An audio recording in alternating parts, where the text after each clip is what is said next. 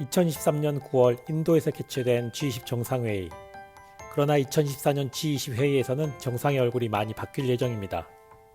2024년에 선거가 있는 주요 나라에 대해서 알아보겠습니다. 최근 블룸버그 기사에 따르면 2024년 전 세계 인구의 41%인 32억 명이 선거를 합니다. 더 이코노미스트에선 지방선거까지 포함해 42억 명이 선거를 치른다고 하는데 역사적으로 선거 참여 인원이 가장 많은 2024년이라고 합니다. 경제 규모 1위, 군사력 1위, 각종 차트 1위 미국의 대통령 선거가 11월에 실시됩니다. 전 대통령 트럼프와 현 대통령 바이든의 2024년 리턴 매치. 최근 주요 경합주에서 트럼프가 앞서고 있다는 여론조사가 쏟아지고 있습니다. 하지만 선거는 모르는 일, 트럼프는 91건의 혐의로 기소되어 리스크가 있고 바이든은 좀처럼 오르지 않는 지지율과 싸우고 있습니다. 다음은 14억 3천만 명 인구 1위 국가 인도입니다. 인도는 5월경 한 달간 총선을 진행할 예정인데 의원내각제 국가라 집권당이 총선에서 승리하면 현 모디 총리가 직을 유지할 수 있습니다. GDP 5위 인도는 지속적 경제 성장으로 모디 총리의 지지율이 높아 2014년 G20 정상회의에서 다시 얼굴을 보게 될 듯합니다. 러시아의 푸틴 대통령, 24년간 실질적 1인자 역할을 계속하고 있는데 얼마 전에 5번째 대통령 선거에 출마 선언을 했습니다. 지지율 77%, 3월 대선에서 푸틴 대통령은 또 웃을 듯합니다.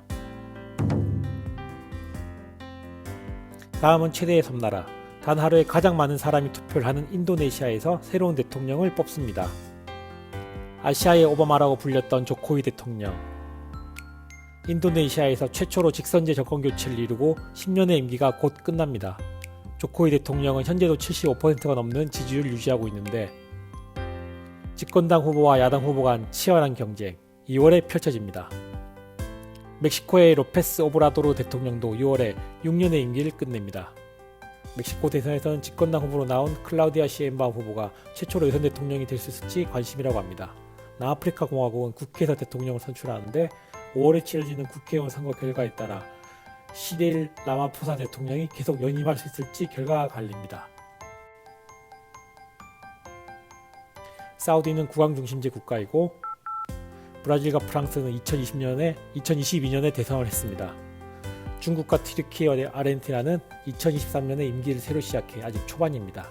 하지만 아직 끝이 아닙니다. 의원내각제 국가는 의회가 해산되고 다시 선거를 해 총리가 바뀔 수 있습니다. 영국의 집권당인 보수당은 지지율이 25% 수준으로 조기에 선거를 치르는 것을 검토하고 있다고 합니다. 이때 지지율 고공행진을 달리고 있는 노동당이 선거에서 이기면 현 순핵 총리는 물러납니다. 일본도 비슷한 상황입니다.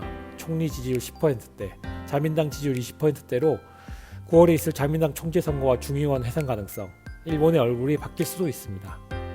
독일, 이탈리아, 캐나다는 아직 큰 변수가 없어 보입니다.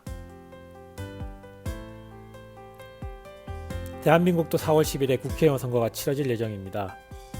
총선으로 대통령이 바뀌지는 않지만 더 나은 민주주의를 만드는 시간이 되길 바랍니다.